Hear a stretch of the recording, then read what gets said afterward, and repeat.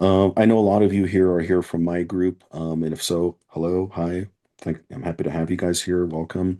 It's an honor to be working together with you guys. This is, as a lot of you know, this has been a long time in the making, so this is really exciting for me as well. I have owned a solar organization in the past.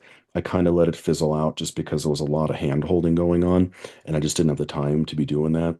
And so that's why this new Sunder relationship is so nice because as a lot of you already know, they have a really, really great support system.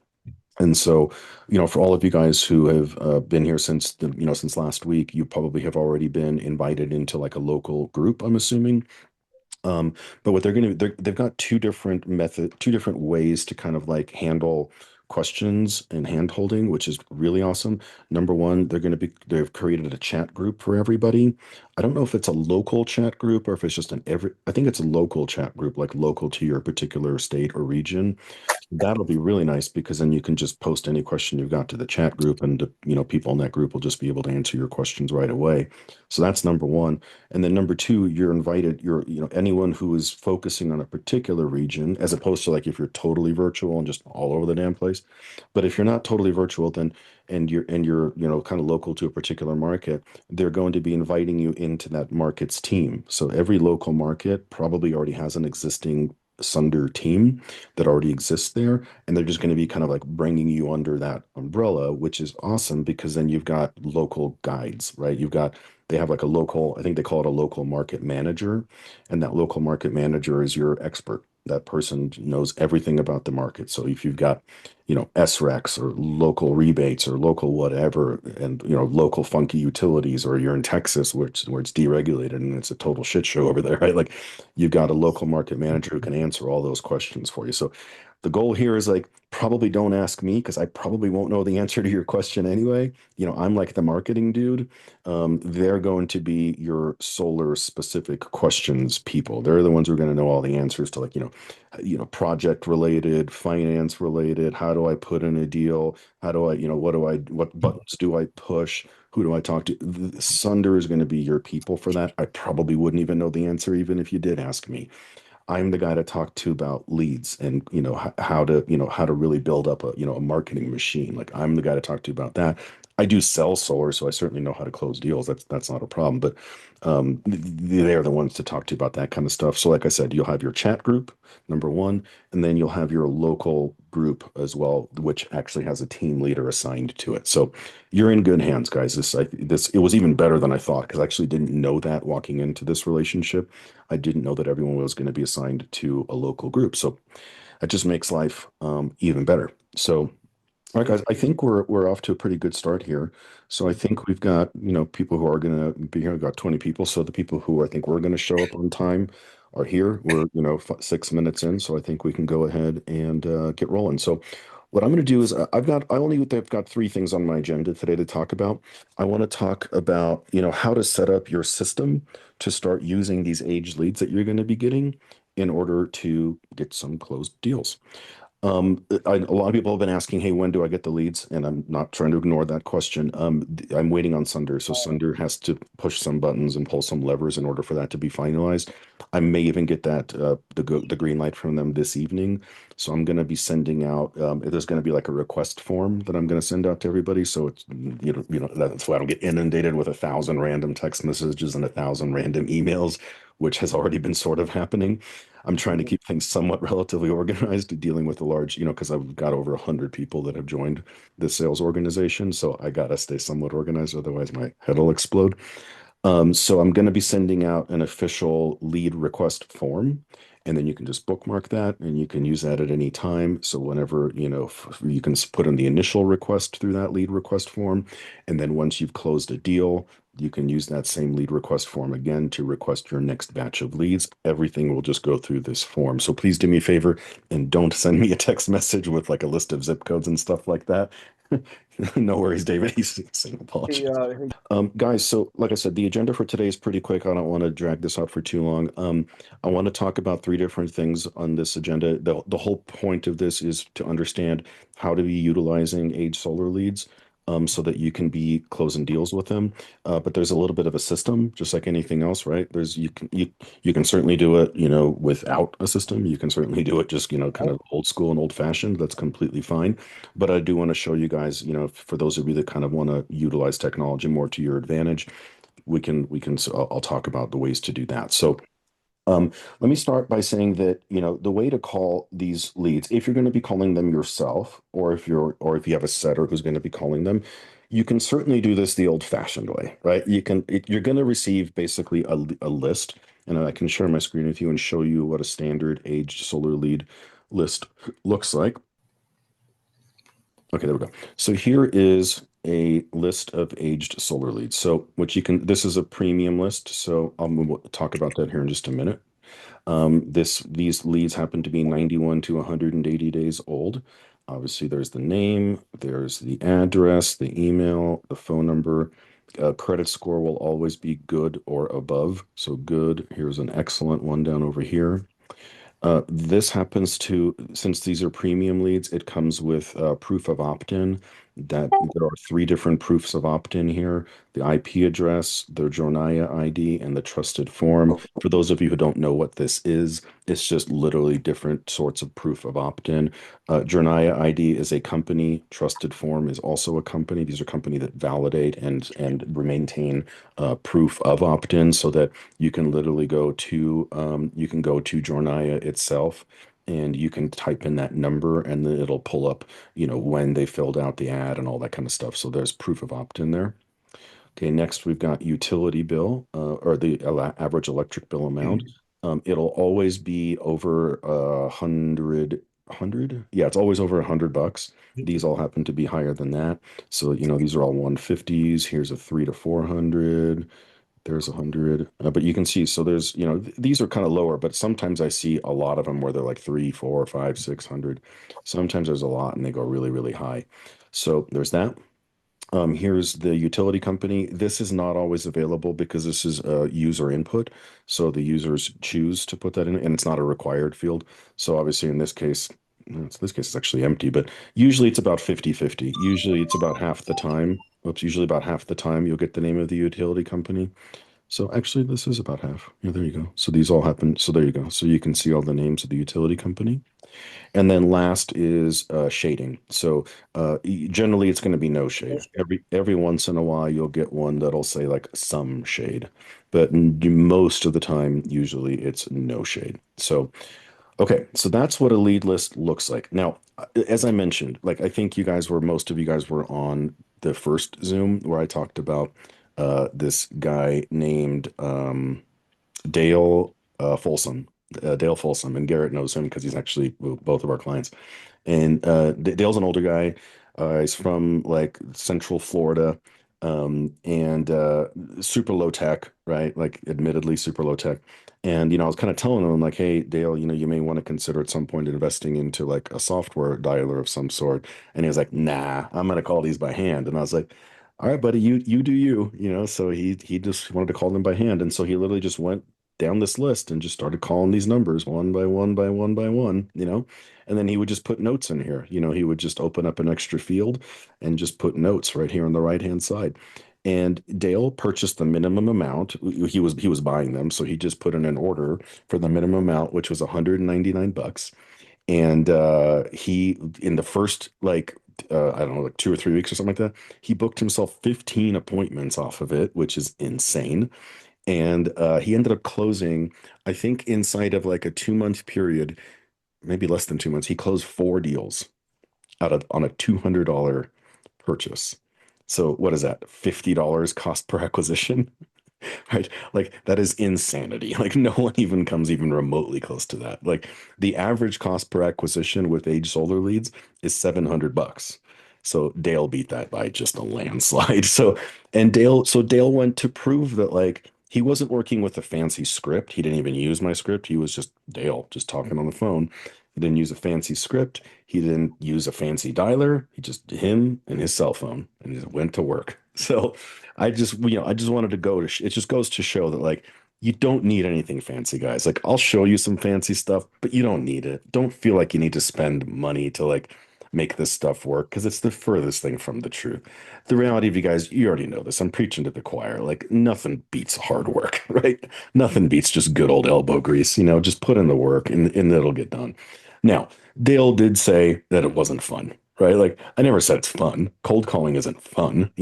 This, even though these are age solar leads, it is still basically cold calling. It's like an improved version of cold calling, but it's still basically cold calling because they're not expecting your call, and like older leads definitely aren't expecting your call. So don't think that you're going to get a bunch of people who are like super thrilled to hear from you because they're not, like that would be unrealistic.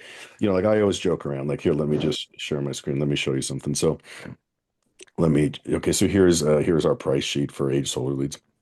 So the ones on the left are the premium ones. The ones on the right are the cheaper standard ones. The cheaper standard ones, as you can see right here, these really are best for overseas call centers. They're really cheap. I mean, they're literally, as you can see here on my screen, they're like 4 cents. They go down to all the way 4 cents a piece. And I always joke around. It's like, can you even buy a gumball anymore, for 4 cents, right? So it's like, how awesome do you think these leads are? So I'm not trying to like convince people that the leads are amazing because that's not true. They're not amazing. But this is definitely call center juice. The 4 cent stuff is absolutely 100% call center juice. This is really what, that's why it says right here, best for call centers. So yeah, if you're not a call center, don't mess around with this stuff. You're going to waste your time. And the reason is that so let me start this conversation here. I'm going to start by talking about actually, you know what? I think first what we should do is introduce Garrett. I think Garrett should talk a little bit about SBU because I think I'm going to spend the rest of the time doing the training, but I think there's a lot of people in here who have maybe never sold solar ever, and that's cool. That's great. I mean, I'm glad you guys are here. I think you're in a great community for that. And the nice thing is that you're in the right place because that's what Garrett does. Solar Bootcamp University, right? So I'd like to introduce Garrett. I think you all have probably seen his face by now and heard about him. So Garrett, if you want to just talk a little bit about SBU and what that's going to do, for people who are new, I'll let you take the mic from here. Okay, so for anybody that's new or hasn't been with us for the last few years, we've been a university that's been teaching and training how to sell solar over the phone, and we've built a software, and it's taken, years of coming together, working with the best people to make this happen. And we've built this platform that's going to teach you guys how to sell, how to set up appointments, how to generate leads, and a lot more. We actually are opening the door, no cost for you guys to get started now.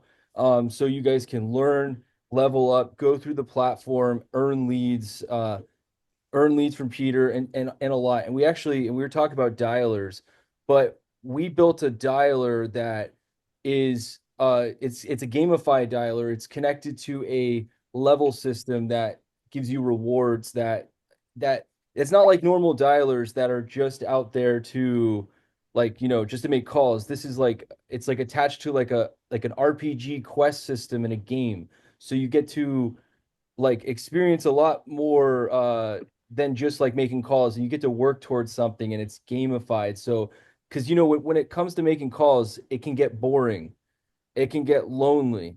But with SBU, we have everything there that allows you to like to keep going, motivate you, like it keeps you moving, and you have something to work towards. So you get a community, and you get access to learn and so much more. Um, and for anybody that's new, how it works is our dialer, if you want to use it, is you get 5 days for free. Otherwise, it's 49 bucks a month. Nothing crazy. And then you'll get access where you can level up and then earn leads, earn appointments, and just plug into the system and allow yourself to really build that solar business.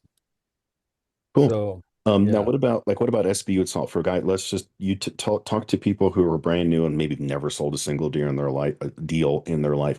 What are they going to learn? What can they get expect from SBU? Yeah, so we're gonna teach you like first off, there's different type of leads. We're gonna teach you how to call like exclusive leads, fresh leads, age leads, how to close over the phone.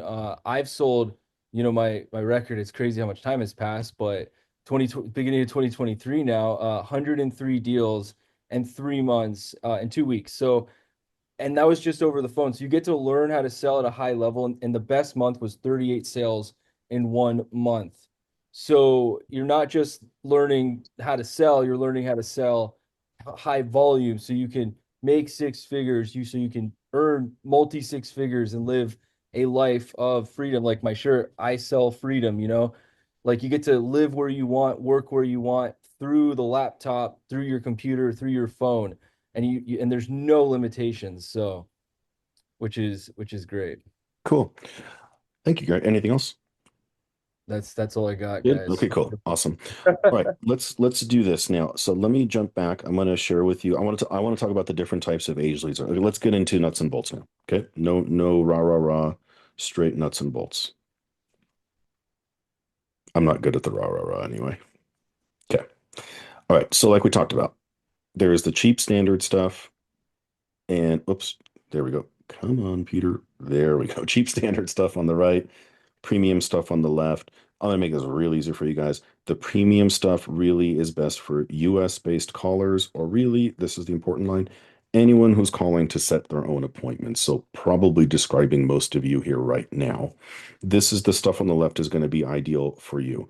Just so you have an understanding, this is like I'm getting too detailed here, but just a lot of people are kind of curious what makes them better, right? I think it's an important question. So it's these three things right over here, and I'll just kind of jump through this really, really quickly, just so you understand, right? Whether you get leads from me or from anywhere else, it's that I'm not here trying to sell you on stuff, right? You can get leads from wherever you want, as far as I'm concerned, but at least I want to arm you with the right amount of information, so at least you know what you're buying.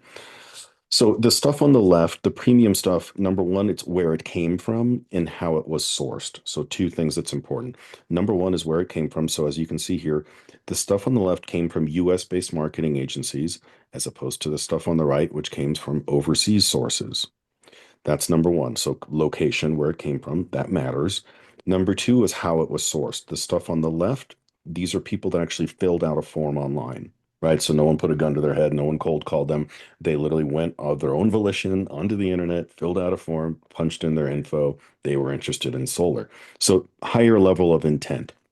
Stuff on the right, not as much. This could have come from overseas call centers, so it means they could have been cold called, right? So lower quality, lower level of intent. Okay, so that's number one and number two. Well, we'll call that number one because this is technically number two. Number two, proof of opt-in. That doesn't always matter to some people. That's kind of more important, I think, for like larger based call centers kind of care more about that sort of stuff. Individual callers probably don't care about that too much. But the stuff on the left does come with proof of opt-in. If you remember on the Google sheet that I showed you, there's the trusted form ID, the Jornaya ID, and the IP address. So you get that. To me, that's not a big deal. The thing that is a big deal, I think this stuff matters a lot, is we have a no questions asked replacement warranty. Because the way that it works is that pretty much anything that can go wrong with these leads, we're just going to replace it for you anyway. So if you are buying leads for whatever reason, maybe you want extra or whatever, you want to feed a call center or you want to feed a couple setters. In that case, you may want to buy some extra just to have on hand. That makes sense. Well, just know that like when you get the premium stuff on the left, we're going to replace all the stuff that can possibly go wrong. And the stuff that can go wrong is right here on this side of my page, and it's in this order. So most commonly is definitely this one. Wrong names, wrong numbers, just bad data, just stuff that didn't even belong on that lead list at all. People are like, what? This isn't Bob, and I never inquired about solar. Get out, stop calling me, right? Or much worse than that, right? Something much, much more offensive than that. I'm being nice. Number two would be disconnected numbers. So just, you get that disconnected, annoying sound. Renters will be number three, people that already went solar, and then credit fails. Okay. So the reason why the prices go, down the older they get is because with time, things change, right? With time, people change their minds, people move, people change phone carriers, people die, things change over time. So naturally, it would make sense that the price is going to go down because the data is just going to become less and less relevant the older it becomes. So that's why the stuff here on the right is so cheap, right? Because it's older and it was sourced, overseas and all that kind of stuff. So it makes sense why it's so cheap. So the stuff on the left, as you can see here, but even the most expensive one's a buck 85, and I always joke around. It's like, come on, guys, can you even buy a can of Coke anymore, for a buck 85? So I'm not trying to sit here and pretend that like these are God's gift to earth when it comes to like quality of leads. That's not true. Age leads of any industry, by definition, not awesome. It's a numbers game. It's a volume game. You got to buy them in bulk and just hammer through them and look for that not needle in a haystack, but you get the idea, basically kind of needle in the haystack. Now, obviously, with the $1.85 ones, you're going to get better conversions. Still not great, right? Because they're still a buck 85. They're not 40, $50 a piece. But what is so great about Age Solar leads is the price. Because they're so inexpensive, the price on these things makes them incredibly lucrative because you don't need to go spend a bunch of money to get one deal. I mean, look at Dale Folsom, right? The guy I just told you, the guy got a $50 cost per acquisition, which is insane. Now, that's not normal. I don't want anyone in this room sitting here thinking that, that Dale Folsom's story is like super repeatable because I don't even know that Dale Folsom could repeat Dale Folsom, but, it's still a great story to tell. But nonetheless, typically the average cost per acquisition with Age Solar leads is $700. So the average person is going to be spending $700 in order to get one closed deal. Okay, so it's which is amazing because on average right now, across all different forms of solar marketing channels, Facebook, YouTube, Google PPC, all the usual stuff, CEE, those other channels out there, the average across those other channels is $2,500. So in other words, you got to spend $2,500 worth of Facebook ads in order to get one closed deal. So over three times higher with other channels. So that's why most of us here have, a lot of you guys have already been working with Age Solar leads. So I'm preaching to the choir, but this messaging is for people who are new here. But for a lot of guys who are in this room, you've already been using Age Solar leads, so you already know like why they're so great. But I just don't, for those of who are new, for those of you guys who are new here, I don't want to get this message across that like they're amazing because that ain't true. They're not amazing. They're decent, but they're priced so damn well that you just get a really, really great ROI, a really great cost per acquisition. Okay, enough of that. So here's my recommendation. Now let's get to nuts and bolts, even more nuts and bolts, and just talk about what you should be getting based on how you plan on calling them. Okay. So we already made this pretty simple right here. The stuff on the right is for overseas call centers. The stuff on the left, US based callers, or really you guys, right? And someone calling to book their own appointments. So here's my simple, but I couldn't make this any easier. If you yourself are calling them, I would recommend just the top two. Don't go with the bottom two ones. They start to get too old, and you'll just find that there's a lot more of this stuff. Now, if you're buying them, I'm gonna replace it for you anyway, so it's not like you're gonna take much of a financial hit, but I can't replace your time, right? I can't buy back your time. So I don't want you wasting a bunch of time because it's assumed that you don't have all day to be booking appointments because you only have about half the day to book appointments. And then the other half of the day, you got to close some deals, right? So if you only have 3 to 4 hours to be booking appointments, you got to utilize that time as efficiently as possible. And you can't be dicking around calling the stuff here on the right that's 4 cents and just wasting hour after hour listening to a bunch of disconnected numbers and wrong names and wrong numbers. You're just going to waste your time. So you need to be really cognizant of your time because, like I said, I can't buy back your time. I can give you, I can replace the leads, but I cannot replace your time. So be mindful of that and get this stuff. So if you are buying leads, I always tell people don't spend any more, spend the same amount of money, just get less of these instead of more of these. You'll do much better. So I'm not trying to get you to spend money. That's not what I'm saying. I'm trying to make sure that you're cognizant and aware of your time. Okay. So if you yourself are going to be calling these leads, and what I mean by that is you're going to be calling from your cell phone, go with these two. If you're going to be using a single line dialer, go with those two. If you're using high level, go with those two. If you're using phone burner, if you're using anything that is a single line dialer, right? Cell phone, Garrett's dialer, GHL, anything like that is a single line dialer, you need to be mindful of your time. Otherwise, you're just going to be wasting it and not connecting to enough people. So I would strongly suggest these two. You do right. If you're buying them, you do what you want. It's your money. I'm not gonna turn you away if you're demanding to get these. Do what you want, but I gave you my warning. Okay. I did my job here just now. Okay, now let's say you got okay, I forgot if you've got a setter and a setter who's also using a single line dialer, same thing. Okay, I recommend those same leads even if you have a setter. But the key here is if they're using a single line dialer, which it says right here, those without a multi-line predictive dialer. Okay, if you have a multi-line predictive dialer, like it says right here, if you have a multi-line predictive dialer, well then voila, now you can start using this stuff. Why? Because it's just less accurate, right? There's just a lot more junk. Sorry, there's a lot more junk mixed in there. I mean, look why it's priced accordingly, right? They're pretty damn cheap. So, but if you have a multi-line predictive dialer, which I'll touch on here in just a second, now the world's your oyster. You can get whatever the hell you want. But honestly, if you have a multi-line predictive dialer, I actually do not recommend anything on the left side of the page. I actually think you're going to be overspending. I don't recommend it even if you're on free leads. I just don't recommend it. You're going to burn through it too quickly. It's not the best use of time, money, or anything, or resources. I strongly would actually suggest to you probably to stick with the cheapest ones or just work your way backwards from there, right? And start working your way backwards up in price. But I would strongly suggest you should start with the cheapest ones here. Like, I do a lot of, high-end call center build outs for clients, like full larger scale operations, 10, 20, 50 agents. I always tell them the same thing. I always tell them, guys, here's where you need to start, the 4 cent stuff, period. Don't even dick around with anything else. Ignore it. Pretend it doesn't exist.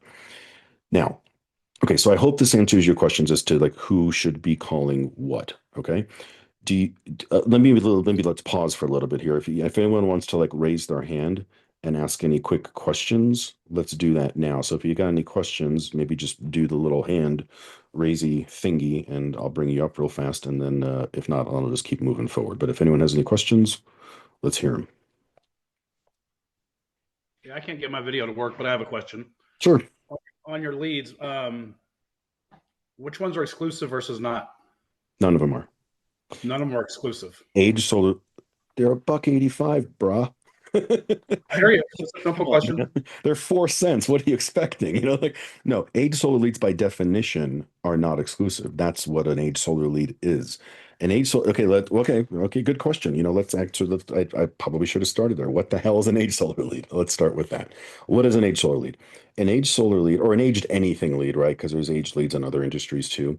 But an age solar lead, by its very definition, is not exclusive. It's a lead that was procured by another company. Let's say Sunrun, right? Sunrun's a really common example. They have a relationship with a really large marketing company where basically they say, hey, you run our ads for us, we'll pay you $50 an ad or whatever, something like that.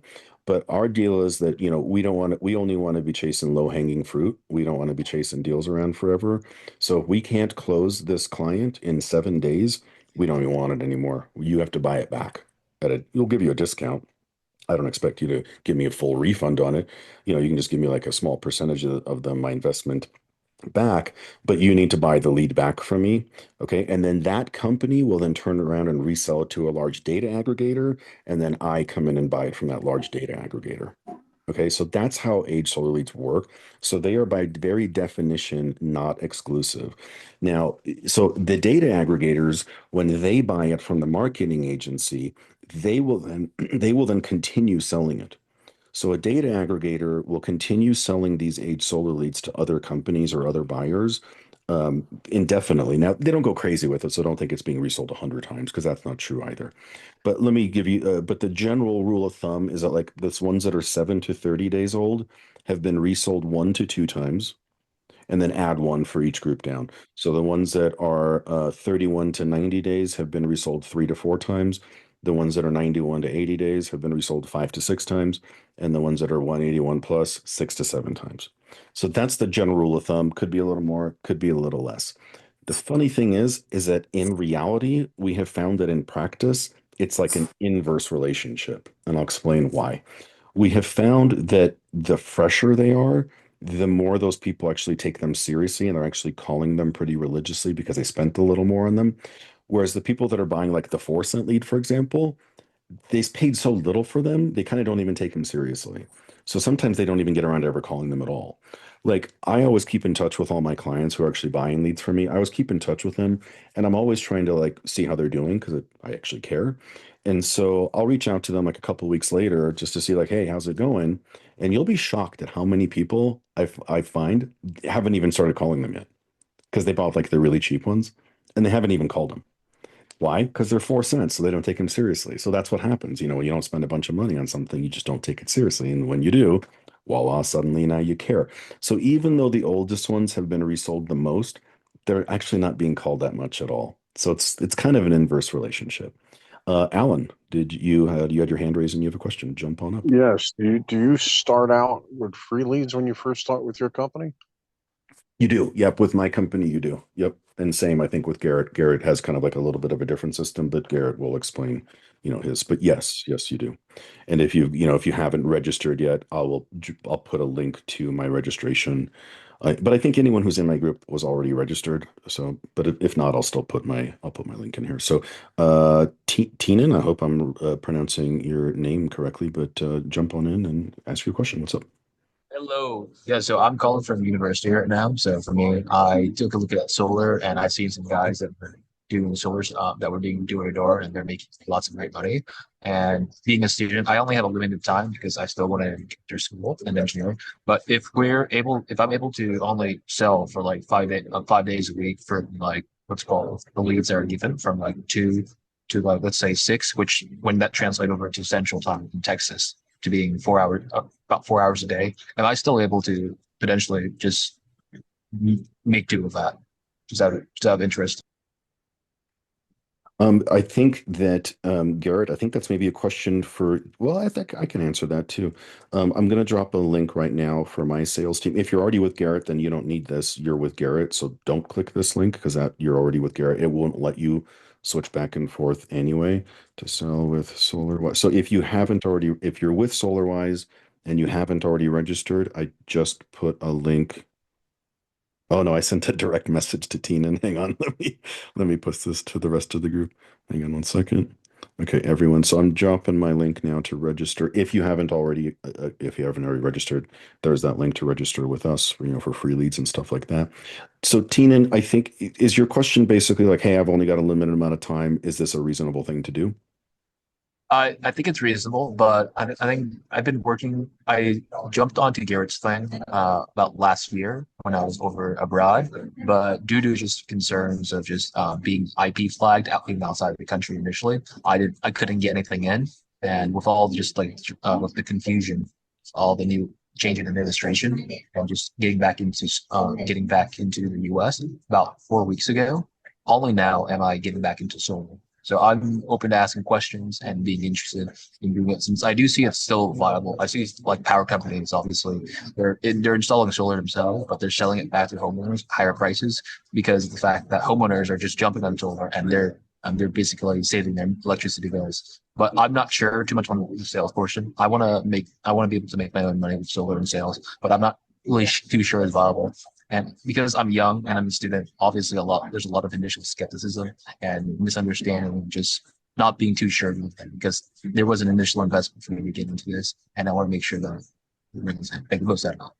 So I think I understand I think it's kind of a multi-part question, but I think it's an easier question than I think your question is like, is this reasonable for me to do abroad? Is it going to cost me? So is it going to cost me much? The answer is no. I mean, no, this is actually remarkably not challenging it's hard to get good at. I mean, like anything else, right? Like nothing is easy. I'm not going to I would never sit here and tell you, oh yeah, selling solar. Anyone who's sitting here pretending to tell you that solar is super easy to sell, number one is full of shit. And number two is just trying to get you to join their sales team so they can make money on your overrides. Okay, so like that's BS. Solar is like anything else. It's a skill. It's work. It requires effort. It requires a lot of chasing people. It requires a lot of follow-up.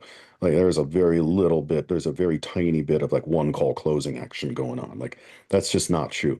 Anyone who's trying to tell you otherwise, they're just trying to build a sales team and just trying to get you to sell solar underneath them in the hopes that maybe you actually close a bunch of deals and they start making a rip off of your deals. So yeah, you got to cut that noise out of the equation because that's not true. you can for sure sell solar part-time, like that's not unreasonable, but keep in mind that the less committed you are to freaking anything, the odds of success dramatically diminish, right? Solar is absolutely no different. It is, keep in mind, dude, like the barrier the barrier to entry in solar is like zero, right? So like wherever there's a low barrier to entry, it means it's going to be hard to pull off, right? Because everyone and their mother can do it. So I don't want anyone to sit here to think that like solar is a walk in the park, because it is not. I mean, it's hard work.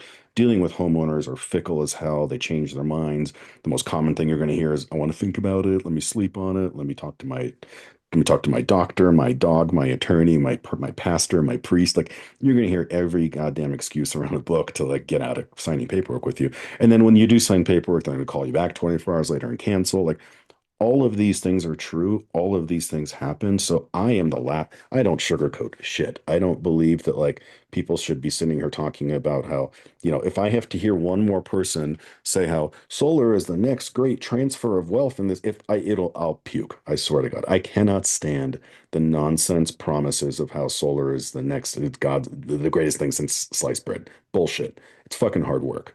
It's hard work. I appreciate you saying that, Peter. That Yeah. is a really good to hear because I've been in Solid for 3 years and I never use a dialer, by the way. But Solid is not easy. It can be very easy, depend who you find. Someone is ready. Yeah, 2 minutes you get out, you have 10 grand. But you can go 3 months without selling anything, without 6 months if you don't have leads. So it's not easy. It's not easy even if you do have leads. Come on. Yes, sir. Yes, sir. Even I then, it's agree. not easy. It's not easy I'm just anyhow. It's yeah, just I'm not just following. easy. Yeah. Sorry to interject again, Peter. Thanks for all this information. I still really want to do this since I did do door-to-door beforehand, and there were just people who were able to knock it off where they were making $25,000 a week just because they were so good at it. And I want to be able to get to that point, but I also want to be able to chase things in academia, things like that. But I do 25 appreciate all the information. $25,000 a week is 3 deals a week. I can promise you right now, that's a lot. That's excessive. I don't think most people are going to get to 3 deals a week anytime real soon. I think that's a bit unrealistic. I think a much more realistic goal is 1 deal a week. Even that is very, very hard work. Anyone who tells you otherwise, again, is lying through their teeth. Even 1 deal a week is hard work. It's a little bit less hard work if you door knock. Sorry, it's true. And this is coming from someone who doesn't even door knock. But door knocking does work. It sucks, but it works. It is probably the most effective way of doing things. It just comes at a cost. Everything comes at a cost, right? You're paying for everything. Just do you want to pay with your time or your money? And by time, I mean time, sweat, tears, broken feet, like, aching knees. Like, that's what I mean by time. It's just, how do you want to pay for it, right? You're going to pay for it one way or another. It's just, what form of currency do you feel like using, right? So solar is not easy. So please, like, I'll never say that ever. Okay. Next, I want to talk about dialers, and this is a really quick conversation. So for those of you that don't want to be calling from your cell phone, you've got some options available to you. There's different types of dialers, and I want to explain kind of what's out there. There's really two things to really consider. It's like, do I want to go cheap and just call from my cell phone or a single line dialer, or do I want to just jump in this go big, go home type of situation and go with a multi-line dialer, which is known as a predictive dialer? So those are the two things you got to consider: single line or predictive dialer. Single line dialer is a perfectly reasonable place to start. It's a perfectly reasonable place to actually, a lot of people never switch away from a single line dialer. I've got people who run full call centers really using single line dialers. I mean, it's soft, they're not calling from their cell phone, but they're calling from like a simple software. A lot of people here are probably using high level. High level can absolutely function as a power dialer is fancy term for single line dialer, which is totally asinine in my opinion. But a power dialer is a single line dialer. High level is an example of a power dialer. Phone burner is another common software that's an example of a single line dialer. All very reasonable. I wouldn't get phone burner if I were you. It's way too expensive. But if you're going to use a single line dialer, that's fine. Again, remember what I said, use the stuff on the left side of my page, the stuff that's like fresher and newer. You want to use that because you're only calling one line at once. Okay. And if you want to use a multi-line so and if you want to use a single line dialer, by the way, Garrett, can you want to talk, Garrett, if you can hear me, do you want to talk a little bit about your dialer, and then I'll tell people about predictive dialers, and you can talk Yeah. about a single line dialer. Yeah, so we've built two dialers actually so far. The first one's a single line dialer, and it's like a full CRM as well. So it's not just really a dialer. You can it has like full pipeline management, lead management, follow-up management. You could do mass text, mass emails. You can it automatically moves in the pipeline. You can like it has a really good follow-up system, automations. And the other dialer actually connects to Facebook as well if you want to integrate like Facebook leads and stuff like that. And then the other dialer is in beta, but it can call up to 10 people at once, and it could text, it could email, you can manage your pipeline. And then additionally, this isn't just like a dialer like you call like on Ready Mode or any other platforms or GHL or phone burner or whatever. This is connected to our gamification side of the platform. So as you make calls, as you set appointments, and as you progress on the platform, you end up unlocking rewards and like appointments and leads and levels and all this fun stuff. So you get awards and a lot of cool stuff. So it's beyond just the dialer. It's a gamified sales platform as well, and a lot more. So that's in a nutshell. I posted in the comments if you want to try it for 5 days, you can. After that's $49 a month. And then the minutes, standard minutes from like a carrier's 0.005 cents. So like if you call 40 hours a month, it's like maybe $12 a month max. So it's very, very low cost.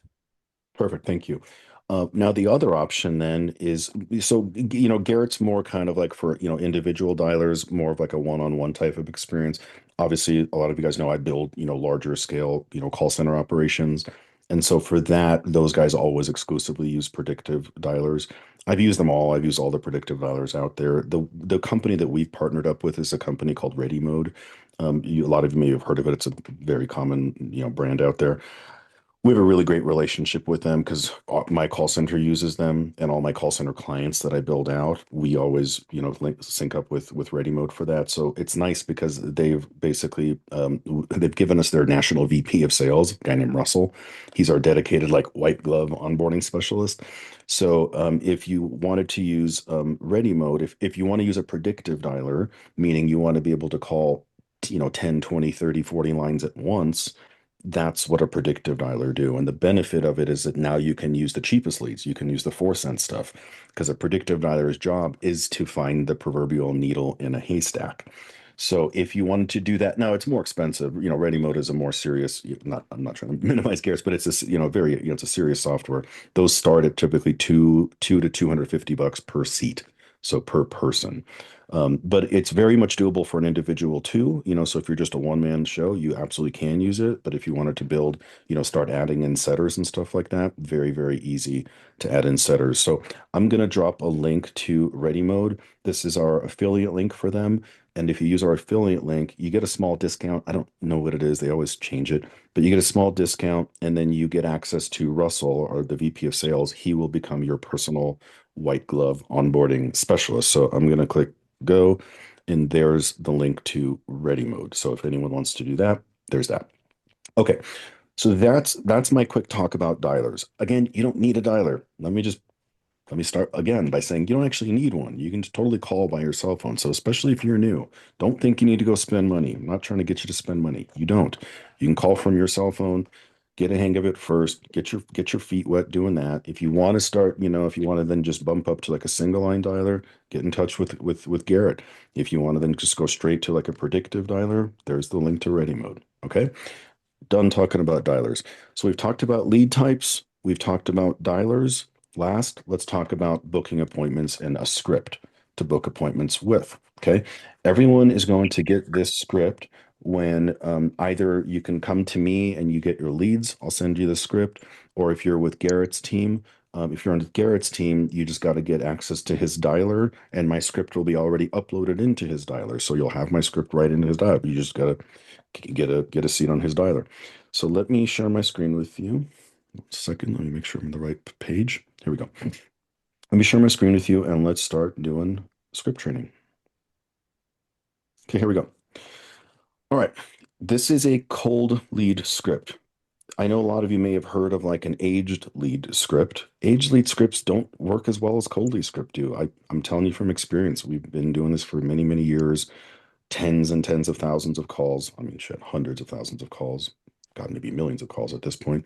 I can tell you from empirical evidence that using a cold lead script actually does get you better numbers than using an aged lead approach. And if you're wondering what I mean by aged lead, an aged lead opener would be like, "Hey, I saw you were interested in solar a little while ago, but you didn't go through with it. Hey, what happened? Did you just think it was like too expensive or something?" Like that's like a common age lead opener. Whereas cold is, we're assuming they know nothing about solar, so we're just trying to build some interest from there. So we use a cold lead script. Okay, so don't think that there's a separate one for age leads. A lot of people have asked that question. I have done an entire training video on here. I'm doing it with you right now. So, if in case you missed this, there's a whole basically a replay of what I'm going to do right now because I'm training my own agents on how to read this script. So I expect my agents to watch this video. So there's a link to that video right here. And then, oh, here's another link to Ready Mode as well. This will be in the script, but the link to Ready Mode is also in the chat here. Okay, all right. So let's jump into this. So first of all, I want to say some stuff before I even get started. I want to say that like calling off of a script is challenging for a lot of people. You get better with time, so that's really easy. But part of the problem that people experience when they're using a script is that they read it, and reading a script sounds like you're reading a script. The key to reading a script is to sound like you're not reading a script. And the way to do that is to talk like the way people talk.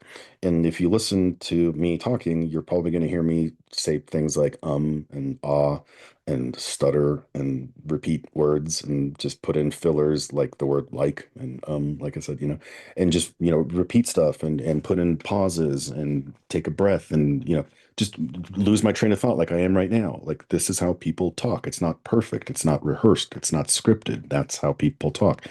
And people can tell when you're reading off of a script because it's way too polished sounding, right? Even if it's written to meant to sound like you're talking, it still sounds too polished. It's like impossible to replicate. So you have to literally be cognizant and aware of that and force yourself to insert mistakes. You have to force mistakes on it. So what I'm going to do is I'm going to start reading this, and I want you guys to listen to what I'm saying, obviously, but more importantly, I want you to listen to how I'm saying it. So read along word for word as I'm going. Actually, I'm probably going to highlight stuff. Actually, I'll highlight the section as I'm going it, but I want you to follow along and read the words and pay attention to how I screw it up because I'm intentionally trying to screw it up. And that's what I want you to do too. If you're reading a script, you have to force yourself to screw it up because that's how you sound natural. Otherwise, you will sound scripted and people will detect it right away and they will hang up on you. Okay, so let's get started. All right. Hey, Bob. This is Peter with the Energy Efficiency Program, and I'm just calling about 1234 Main Street. Did you happen to read the letter that came last week from your utility company about your power rates going up? Okay, let me pause. Did you hear all the stuttering and all the pauses and all the repeating of words and all that shit? Obviously, it's intentional, right? And so it sounds natural because I'm forcing mistakes. Okay, let me keep reading.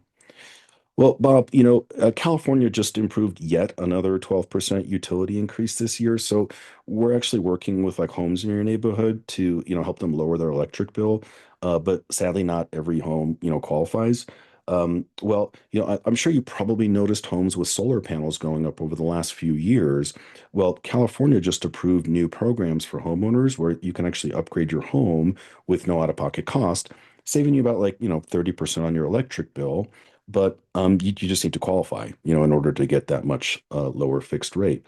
Bob, is your electric company making you pay over like $100 per month on average, would you say?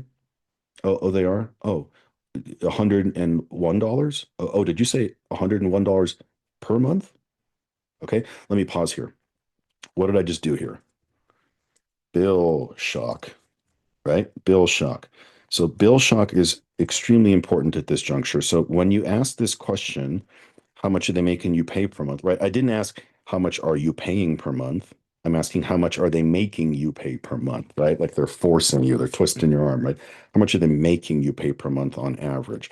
We need it to be over 100, right? If it's under 100, you can still take it. It's up to you. but under 100 becomes a little bit harder to show savings for the homeowner, which means smaller commission, which just means, it not a very exciting deal for the homeowner. So you can definitely do it, especially if you're new. If you're new, take everything, right? You need the reps anyway, so don't turn away anything because you just need the reps. But as you become more experienced, or if you've got a setter who's booking appointments for you, you're probably going to want to stick with homeowners that are paying over $100 a month on average. Now, keep in mind, a lot of people have no idea what their average is. Why would you, right? You're paying 1 month, you pay 200, the next month you pay 50. You can't expect homeowners to sit here and do the math like they're staring at their power bill and they know what their true average is. So take this with a grain of salt because not everyone really knows what their true average is. But general rule of thumb is $100 or more. Okay, now let's say the person says, "Oh, I pay $101 per month," right? The bare goddamn minimum. I don't care what they say. Bill shock, bill shock, bill shock.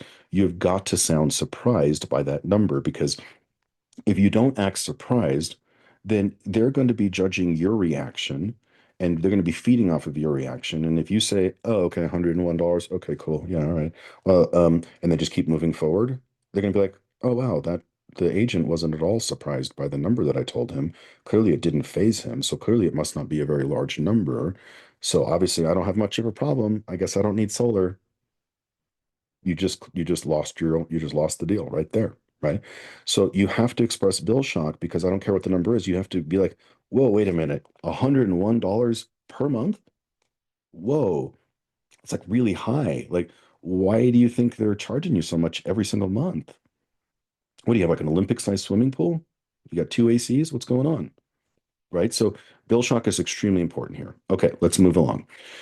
All right, so now that we've expressed bill shock and hoping that they've now understand that there's a problem, right? Because without a problem, no, there is no solution to be there's no solution to be purchased, right? People only buy anything because they have a problem we're solving in the first place.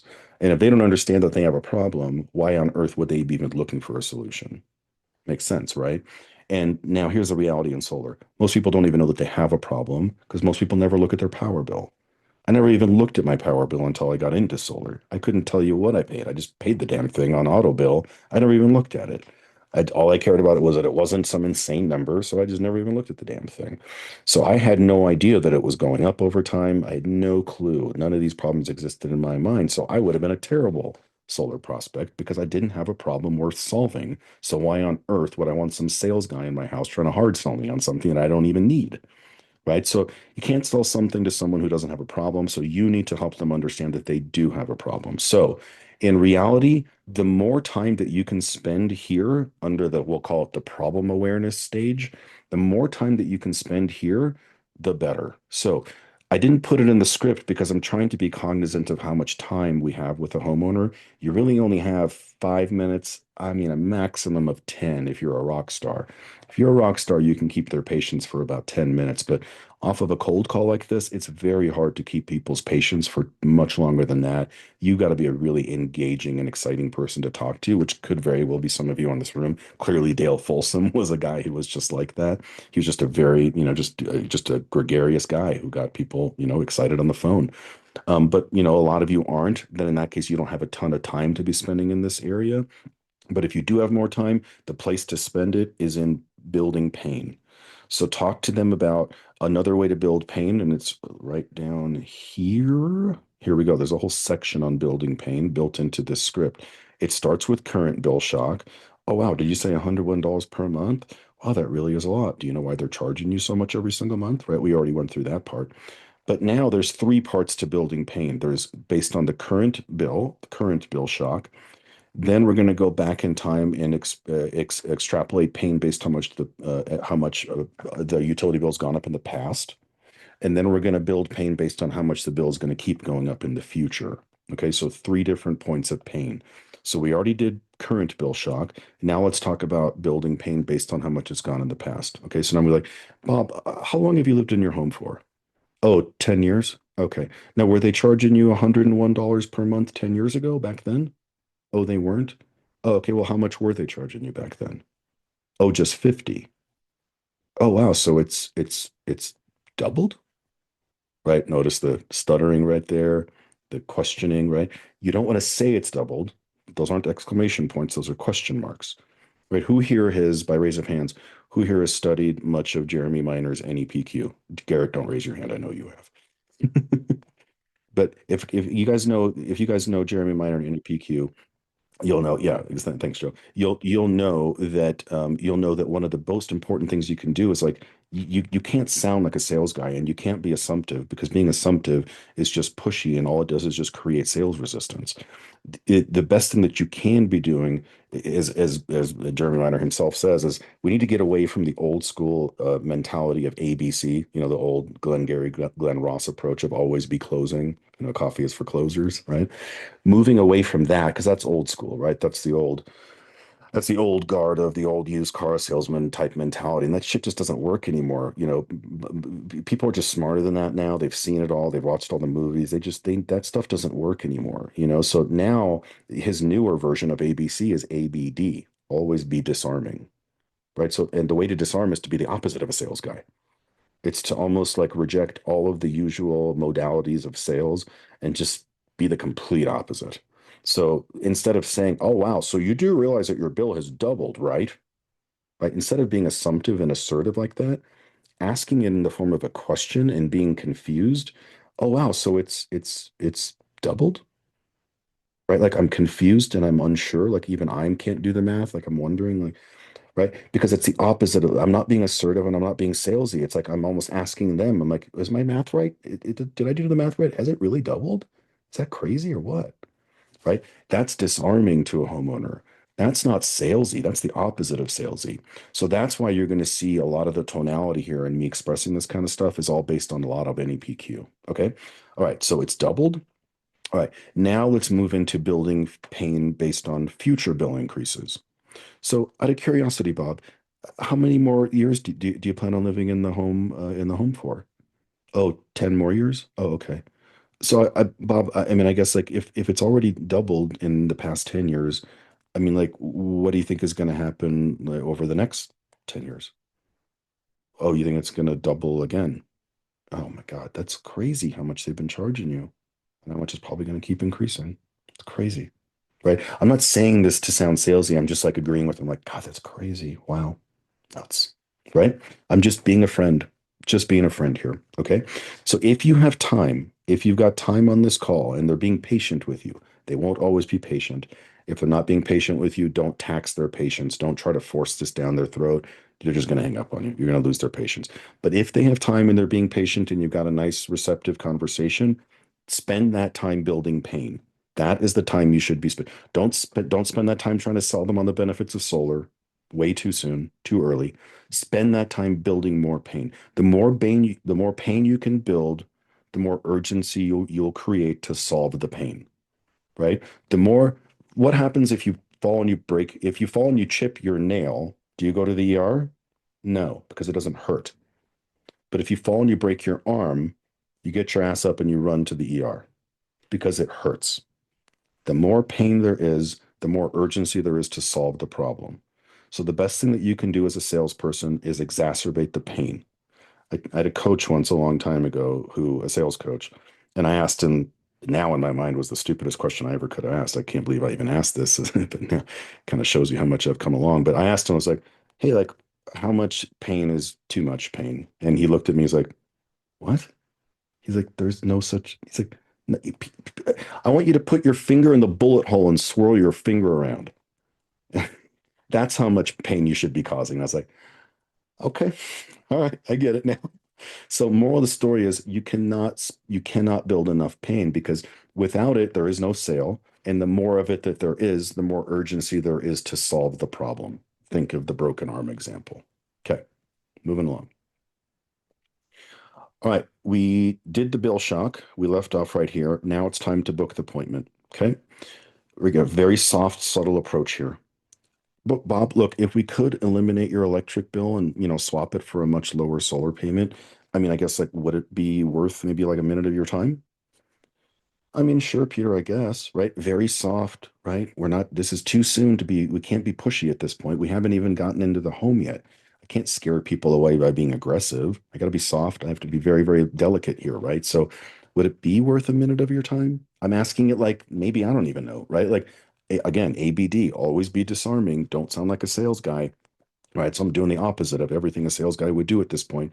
Would it be worth? I'm not saying, Bob, I could save you a bunch of money. So I mean, obviously it's worth a minute of your time. So like, what's tomorrow like for you? But that's what a sales guy would do. Like a rookie sales guy would be like, he would just tell you, like, look, you're going to save a bunch of money. This is a no-brainer. So I'm going to save you a shit ton of money. Like, there's nothing to say no to. So I mean, it's definitely worth your time. So what's good for you tomorrow? And I'll just come by and we can get the paperwork done, get this squared away. I'll start saving you some money. That's what a used car salesman would have done 15, 20, 30, 40 years ago. Now that guy will get laughed out the door. So now you have to take a much more subtle approach. This is the subtle approach. Okay. Well, so you tell me, like, would tomorrow, maybe the day better or the day after, would that work better for us to swing by and see if maybe, see if your roof maybe qualifies? Maybe, right? Maybe qualifies. Takeaway, right? Subtle takeaway here. I don't know. Maybe it won't qualify. Maybe I can't help you at all. And then you're stuck paying these high bills. I'm going to go to bat for you. I'm going to try, but I can't promise anything. I don't know if maybe your roof doesn't qualify, right? So maybe qualifies. Okay. Well, what time works best for you? Oh, 4 o'clock. Okay. That's cool. Does that time also work for your spouse by chance?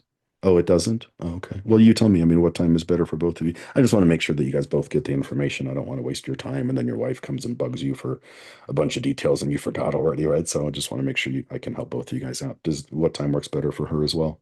Oh, 6? Okay, cool. That works for me. Okay, quick little interjection here. This is especially if you're hiring a setter, I want your setter. Let me move this down here. There we go. This is important, like if you're hiring a setter or even for yourself. Here's a couple important things to know. Let me change this. That's really should be okay. Important stuff. So I would never book appointments more than 3 days out. Bad idea. Very high no-show percentage. Once you start getting more than 3 days out, you can do it. I mean, I'm not saying don't do it. Rules are meant to be broken. So I'm not saying don't do it under any circumstance. I'm just saying that like, once you start going past that, people forget, people change their minds, people lose their love affair with solar. People start talking to their friends and neighbors who tell them that they got scammed and that solar's a scam. And then boom, you just lost the deal. So try to keep it short. Now, on the other hand, try to avoid don't pitch same day appointments.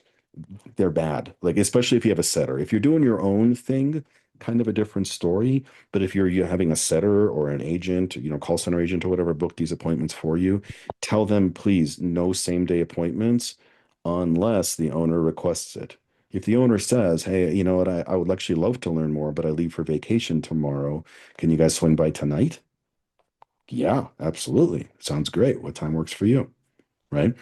That's a different story. But don't go pushing same day appointments. I can promise you, I think a lot of you probably are like, well, I want same day. They no show. It's pushy. It's pushy and it freaks them out. They think it's too aggressive. So give them a little bit of breathing room. You're going to get no shows anyway. There's no way to solve it. Let me just break you the bad news. No shows are just a name of part of the game. Any industry, I don't care if it's solar, roofing, HVAC, window replacement, water treatment, it doesn't matter. No shows are part of the industry. So, and anyway, yeah, it's just a part of it's just what happens. So, you can't make them go away, but you can try to minimize the brain damage as much as humanly possible. So, try to avoid same days. Your best goal is to try to push appointments, 1 to 2 days out is the magic window. Tomorrow or the day after. That's your best bet, which is why it says right here, what would tomorrow or the day after work better? Okay, so just stick with the script. Okay, now let's get into the qualifying questions. Now we got through the hard part, right? This is the hard part. If you can get through this, it's easy going. Everything after this is easy. You're just hoping that they answer the qualifying questions, like, do you have the right credit score? Do you own the home, right? Like, you're hoping they say yes to all the qualifying questions because people fail credit a lot, people's credit scores seem to be going down, nationwide like crazy. But once getting through honestly, getting through the top part is the hard, right? Getting through this is the hardest part. Once you get through that, then getting through this would be the next part. And then things start really lightening up. Now you can start really, now it gets easier and easier once you go through these sections. The hardest part is definitely, the first couple lines. So you really want to work on your tonality here. Let me give you a couple little quick pro tips, because a lot of people make some mistakes with it right here. A lot of people make big mistakes right here. They say, hi, is this Bob? Question mark. And then they wait for Bob to answer the question. And then Bob hangs up. Don't do that. Don't say hi. It doesn't say here, right? It doesn't say hello. It doesn't say, hi, is this Bob? It just says, hello, Bob. This is Peter with the energy efficiency program. It doesn't say, hi, is this Bob? Oh, hi, Bob. This is Peter. How are you? That's the next mistake that people make. They treat this like it's a regular everyday conversation, and that's where they get screwed up. Because a normal conversational pattern with a stranger would be like, "Hi, is this Bob? Oh, hey Bob, this is Peter. Nice to meet you. How's your day?" That's how normal people interact when they just met somebody. That doesn't work in a cold call because you're giving people every opportunity in the world to hang up the phone on you.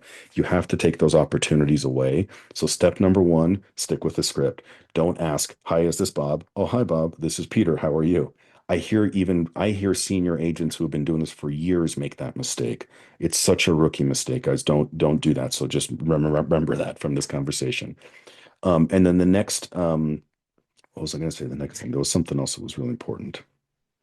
Oh, next thing. Yeah, next thing that's important. It's definitely going to apply right around over here in the first third of the opener, first two-thirds of the opener, is be mindful of the fact that people are going to try to bully you, not physically, but they're going to try to verbally not bully. They're going to try to verbally overpower you. They're going to interrupt you. They're going to be like, "Oh, what is this about? Is this going to be quick? I'm on my way out of the door right now. I got to hurry. I don't have time." Right? They're going to try to They're going to try to talk over you to try to interrupt you. And if you let them, you've lost. Period.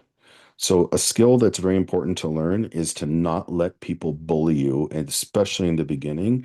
If once you get past it and it becomes more of a calm conversation, they may interrupt you. Oh, by the way, is this going to cost me anything out of pocket? Oh, no, you don't have to worry about that.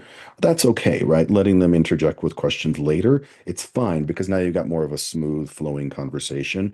But I can promise you, if it happens over here, it's them trying to push you over and end the call because they just don't feel like listening to you and they don't want to hear what you have to say next. So they're going to try to push, you're going to try to bulldoze. I call it bulldozing. They're going to literally try to bulldoze you over. You have to just, the best thing that you can do is pretend you can't hear them. So it'll be like, you're going to hear things like, is this about solar? Right? You're going to hear that a lot. They're going to be yelling, is this about solar? Just keep talking. Just pretend you don't even hear them. The best thing that you can do is just ignore the question completely and, is this about solar? Well, actually, California just improved yet another 12%. Is this about solar? Utility increased this year. So we're just working. Is this about solar in your neighborhood to help them lower the electricity bills, right? Just bulldoze right back. Just raise your voice, talk over them, and just you have to be more assertive than them. You have to assert your alpha role, I guess. Okay. So very important. Don't let people bulldoze you. Okay. Let's move on here. Okay, now this is the easy part. We're done with the opener. Now we're into the qualifying questions. So this part's pretty easy. Okay, so are you the only person on the title? This is important because maybe the wife is on the title. Now you just found out you have two decision makers. You ideally want them both present. Everybody has a different opinion on getting both decision makers to be present. Old school guys will have a very hardcore opinion that you must have both decision makers present, otherwise it ain't an appointment. I don't give a shit. I will pitch one luggers all day long because I have found that most of the time you're talking to the decision maker. If they're willing to book an appointment with you, it's because they are the decision maker. If you're not talking to the decision maker, you're going to be able to notice that you should be, oh, my husband's not here today, and maybe you can call back tomorrow when he's around. Like mousy little talk or something like that. Well, you're not talking to the right person anyway. So in that case, yeah, you want both decision makers. But when you're talking to the type of wife who, you can tell she's the husband, she's the man of the house, you'll be able to tell right away from her tonality, then you're talking to the decision maker. Why would you throw away an opportunity when you may not ever catch the husband because maybe he works crazy hours, maybe he's a trucker, maybe whatever, maybe he's gone for the next month. You're going to throw away that potential deal because you don't want to take the risk of wasting an hour of your life? That's your problem. I say take it. So obviously I'm mindful of one-leggers. There's different types of one-leggers, but if I know that I'm sitting with who I believe to be the decision maker, I'm taking it. Okay. All right. So are you the only person on title? Now I ask the question, what type of home is it? Single family or not? Now notice the question is reversed. It's written backwards. Do you live in a townhome, condo, mobile, or is it a single family home? We ask that question last. Why? Because oftentimes what I have found, if I ask single family home first, they'll just agree. It's like, yep, Because sometimes you get those people who are just like they're weird. They don't want to hang up the phone on you. You'll notice this happens. They're weird. There's a lot of weird people out there. You'll hear them all. And some of them don't want to be rude, I guess. I don't know. They just say yes to everything. It's really bizarre. And so if you ask this question first, they just say, yep.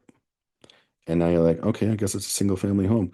So actually, sorry, this needs to be this one here. So is it a condo? There we go. So you want to start with one that's a disqualifier. Is it a condo? Yep. Oh, you live in a condominium? Or is it like a townhome? Or is it a mobile home? Or is it a single family? No, it's a single family home. Oh, okay, okay. I was just making sure because we can't help you if it's a condo. Right. So I want to get that yep guy. I want to catch him with his bullshit right away. So give him one that's a disqualifier. Because if he says yep to that, you're like, oh, you live in a condo. Oh shoot, I can't help you if you're in a condo. Are you sure it's a condo, not a townhome or a mobile home or a single family home? Oh no, it's actually a single family home. Oh, okay. Well, then I can't help you. Right. See, but if they said yep to this one, yeah. So just be careful. That's why we do it backwards. All right. Now I do ask the question, does your house currently have solar? Because I don't want to deal with add-on systems. Okay, so some of you may not care, but generally speaking, add-on systems are just a huge pain in the ass. And sometimes they need like three panels, and usually you can't even help them. A lot of install companies can't even do add-on systems. They've got to be like a minimum amount of panels. So usually in my mind, that's a disqualifier, but you may want to choose to accept that. Okay, credit score question. Do you know if your credit score is pretty decent, like 650 or above? Okay. All right, next. Now, this is if you're a set. Whoops, sorry, let me put this right here. These two are is if you're a setter. You don't necessarily need to ask this question if you're calling to book your own appointments. But if you're a setter and you're booking this for somebody else, or like if you're hiring a setter, you would want them to say these two things right over here. You would want them to say, oh, by the way, our energy consultants, they all have families, that they're taking time away from to drive to your house. So I just want to confirm that you can definitely be home at that time, like tomorrow at 2 o'clock, like we talked about. I want to get some guilt, throw some guilt out there because I want to see if they're going to no show, I want to know now. I'd rather just cancel it. I don't want to I don't want to waste anyone's time, right? So I want to throw some guilt out there. Okay, so that's how we do that. Okay, now this next one is kind of interesting. So this next one is all about setting up a confirmation call. Let me just see who is making some noise here. 1 second. Okay, there we go. Sorry about that. All right, next one is this is going to help you what did I just do here? This is going to help you minimize no-shows pretty dramatically with this one right over here. So let me actually just put this in here. Confirmation call. There we go. So this is how to set up a confirmation call. This doesn't make sense if you're booking your own appointment for yourself. You could skip this step, right? So that's why it says here, if you're a setter, here's the confirmation call. So here's the way it works. So if you're a setter, if you've got someone working for you, you would want them to say this. Oh, by the way, my company, actually, it should say, by the way, there we go. By the way, my company is about to announce a big promotion, but I don't know what it is at the moment. But, if you're serious about solar, I can have a representative call you back with a promotion.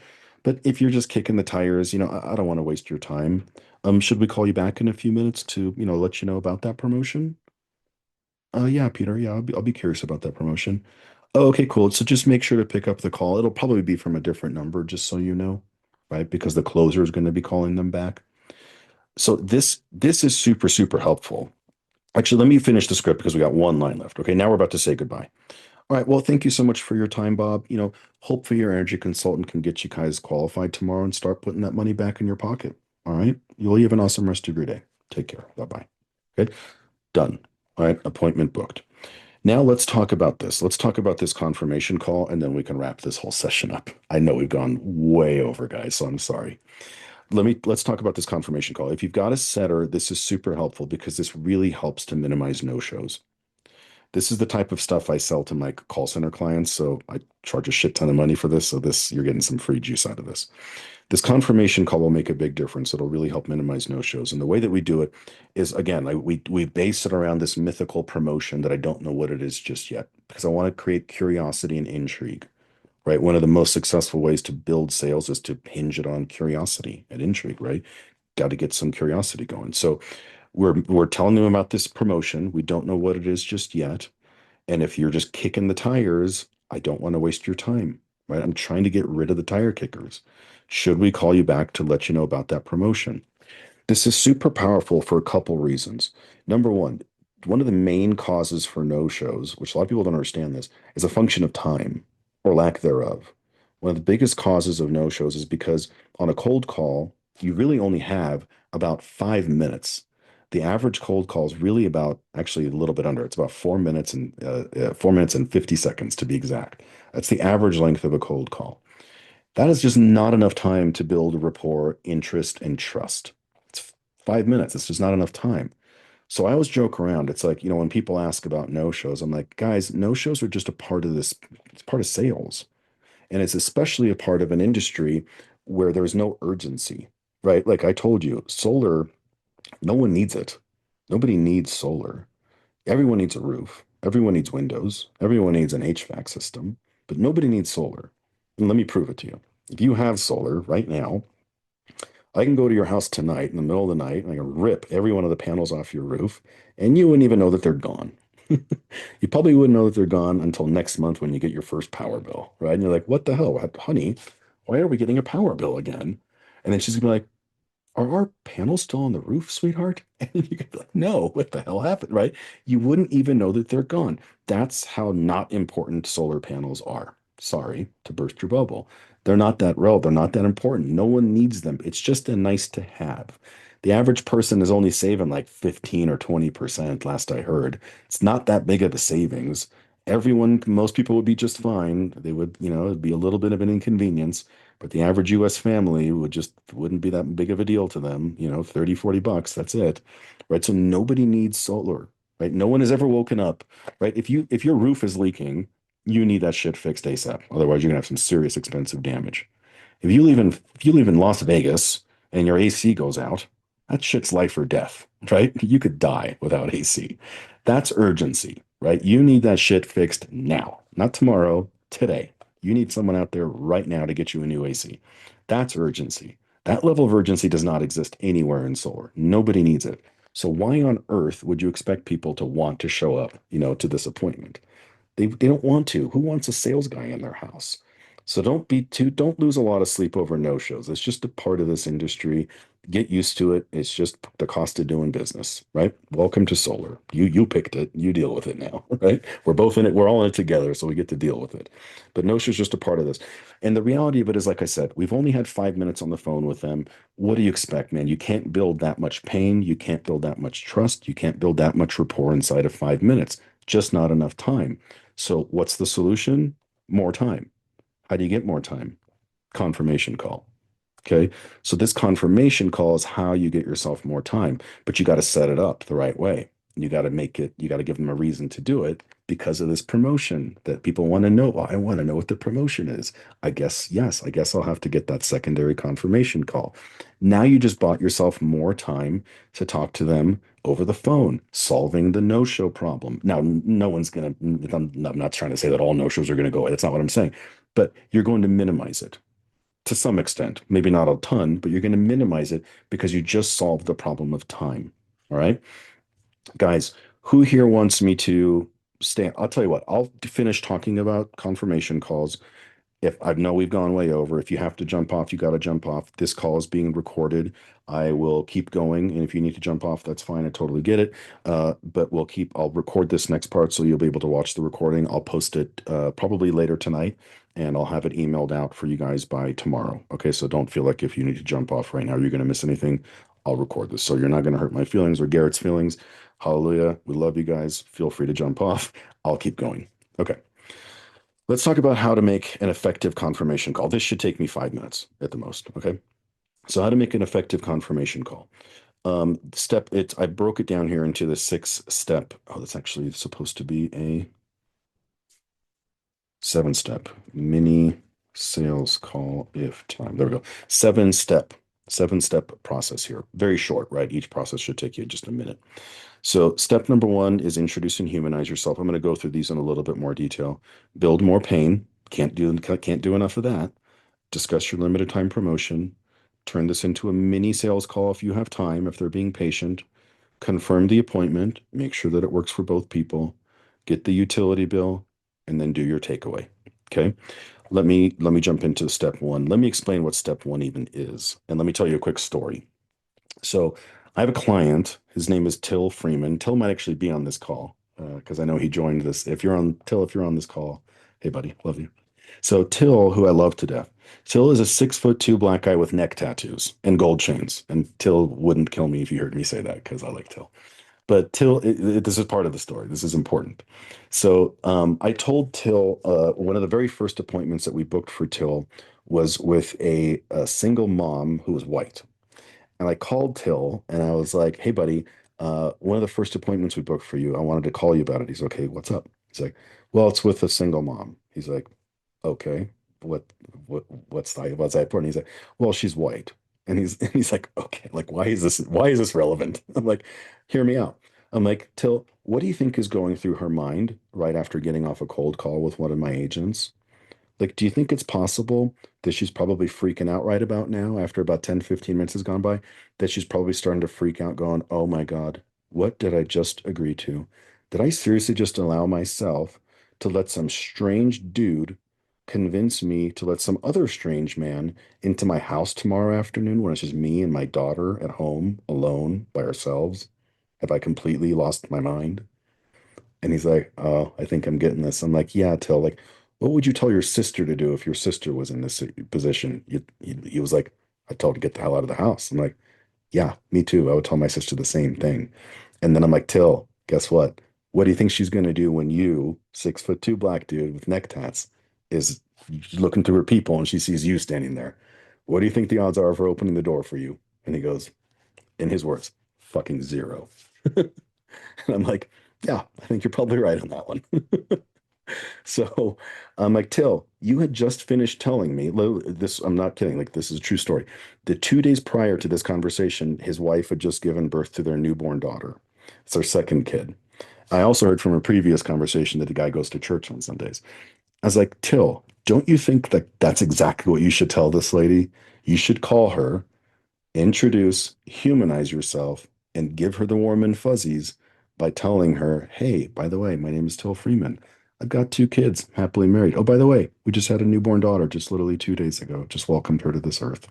I go to church on Sundays, and I love giving back to my community by helping people go solar. I'm excited to meet you tomorrow. What do you think, Till? Like, don't you think you're going to hear her take a deep breath of relaxation? And he's like, yeah. He's like, all right, let me get off the phone with you and call her right now. I was like, good. I'm like, Till, I want you to imagine that every appointment we book for you is with a single white lady, and she's going to no show unless you call her. And he's like, point taken. I was like, all right, cool. Go get after him, buddy. So, yeah, from that moment forward, he called every single appointment within minutes because he knew right away, like, if I don't call her, that fear is going to start setting in that this guy's an axe murderer and I'm not even going to open my door. So I want you guys to think of every appointment as something like this. Okay. So that's step one. Step two, easy, build more pain. And here's the script to build more pain. We already talked about it. Okay. So that's how you build more pain. Step three, have some sort of a limited time promotion to create urgency. I don't care what it is, come up with something. Here's some stuff that we've used in the past that is pretty effective. There's no silver bullet, there's nothing that's amazing, but here's a couple that have worked. A free generator or a free mini split, and you can just give them an Amazon gift card. You don't have to spend a crazy amount of money. You can literally you can get them for like $500. 1,000 is better, but you can get them for $500. So if you can manage to swing that with your commission, something to consider. FYI, generators work better for more rural communities. Mini splits work better for more urban communities. Okay, so keep that in mind. Know your audience. This one works awesome for low income households. So if you know you're dealing with a low income household, do free groceries. Let me just replace this with X number of days of free groceries. Whatever, you fill in the number, 30 days, 60 days, whatever, fill in the number. It doesn't even matter, but just free groceries. When you say that, that really hits hard, especially with what's going on right now. Like, I think none of us are living under a rock, and we've all at least been hearing about the price of eggs, right? So it's like this thing really strikes home, especially when you're dealing with low income. Okay. Uh, now these two become less and less effective. This 3 months or X number of months. Let's just call this X months of free solar. This one is less effective just because it's kind of worn out. Like the people have been doing this for a long time. And then cashback. Cashback is actually the least effective. You think it's the most, it's actually the least effective because people don't believe it. They think, oh, well, you're just going to raise the price and take it off the bank, right? People think you're scamming them. So cashback is the least effective. Step four, turn this into a mini sales call if you have time, right? If they're giving you your pay, if they're being patient with you, then turn it into a mini sales call. And what I mean by that is don't go overboard, just a little bit, just a few benefits, three benefits of solar. Hey, nothing out of pocket. Hey, it's going to be less than what your current power bill is. Hey, you're going to start saving money right away. And there's no down payment. Like, what's there to say no? It's great. It's a great little thing, right? So just a few things, right? Don't go crazy. Okay, now we can go ahead and confirm the appointment time. Oh, and by the way, tomorrow till 2 o'clock, that still works for you and your wife? Yeah. Okay, awesome. See you guys then. Now would be the time to get the utility bill, right? Notice you don't want to ask for it in the beginning. It's too soon. You want to ask for it all the way here, right before I say goodbye, right? So all the way at the very end, because you guys already know who've been doing this long enough, homeowners have this like ill-conceived notion that their utility bill has like private information where you can steal their identity. That's not true. In case you're wondering, all you can do is pay it for them. That's it. But there is no private information on there, but homeowners don't know that. So this isn't the time to try to convince them otherwise. Just let them keep believing it. The point is just play along with it. Wait till the very end until you've established more trust. Now is the time to ask. And now you can go ahead and say goodbye. Leave, always do it with a takeaway. Hopefully I can get you guys qualified tomorrow. Can't promise anything. Only 1 in 5 home works, blah, blah, blah. Okay. Last pro tip, and then we're going to end this call. Here's a cool little thing that I have found works really well. When you're asking for the utility bill, ask for one more thing. Ask for them to get up off the couch and go out to their main electric panel and take pictures of it for you. We all know you don't need it. You don't need, especially at this point, it's too soon. We don't need it, but it's a really powerful technique that works really, really well for a few different reasons. Number one, it's a mini commitment, right? We're getting them to just take an extra step, to be just more involved in the process. And those little mini commitments add up. Number two, more time. The more time you spend with a homeowner, the more likely they are to just feel obligated and kind of just bonded to you. Like a long time ago, I saw this like picture of us like this infographic inside of a car dealer's back office. I wish I had taken like a picture of it because I forgot, but it was this chart, and the chart just said it was a chart of time, like how much time you spend with the buyer and their likelihood of buying. And so obviously the more time that they spent with the buyer, the higher the likelihood of buying. And it literally had it broken down like by the 15-minute increment. And at the top of the chart was like zero, between 1 and 15 minutes, the likelihood of buying was like 1%. And at the bottom, it was like, once you're down to like the hour and a half range, now it's like a really high percentage of them buying a car through you. Moral of the story is more time equals more sales, more because more trust, more rapport, more relationship. So the more things that you can ask them to do, the more time they're spending with you. So remember that car sales chart. Now, the other huge thing that I found that works, this may sound antithetical to what a lot of sales guys might say, is a lot of sales guys, like especially rookies, they're always trying to reduce friction. There's this like ill-conceived notion in my mind that like people think that when in sales, I need to reduce friction as much as possible in order to make the sale as easy as possible.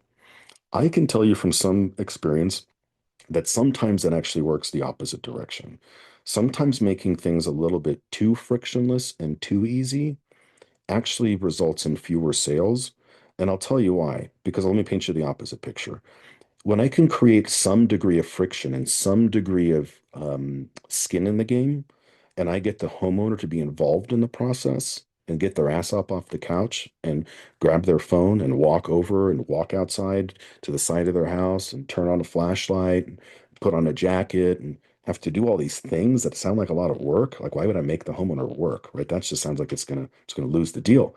You actually find it has the opposite effect because now they're getting involved.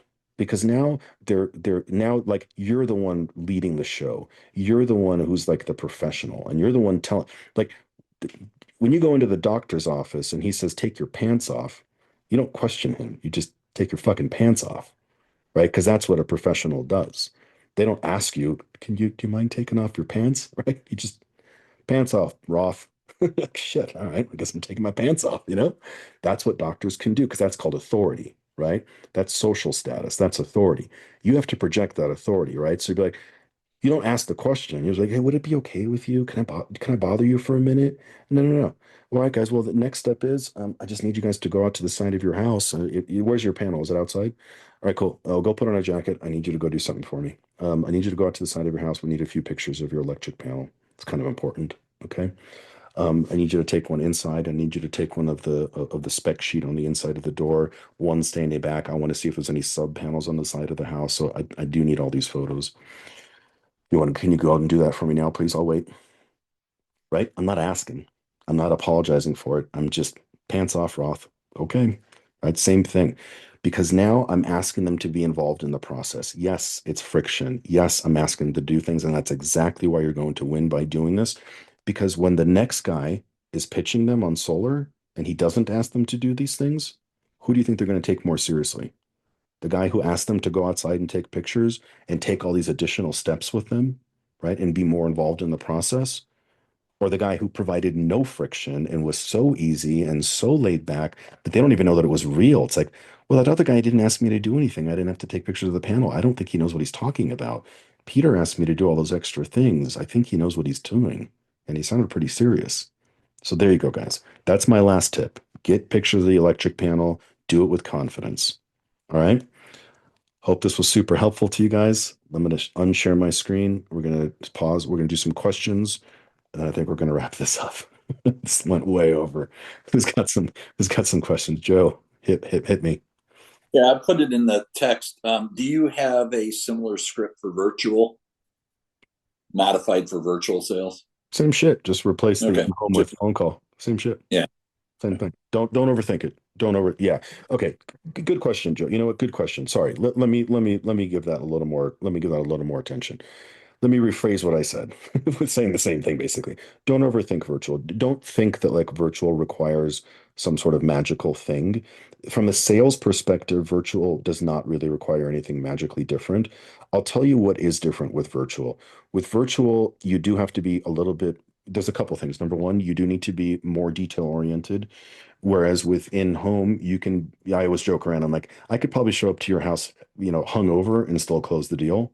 Whereas if I'm doing it virtually, I gotta be super sharp, and on my toes.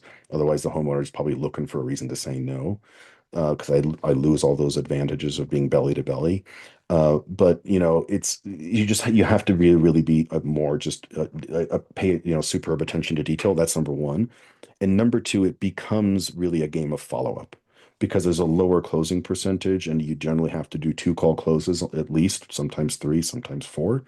So it becomes a game of follow up. And so for that, and what I mean by follow up is really you just need to be hyper vigilantly organized. And the way to do that is with a CRM. So you really do need a good quality CRM, or not even a good quality, but you just need to use a CRM and be religious to it so that you don't lose track of your follow ups, because the fortune really is in the follow up game with virtual, because you're not going to be closing them right then and there at the dining room table. So you got to be hyper vigilant on faults. That's, I think, almost more important than trying to think of what the differences are. Do I have to say something?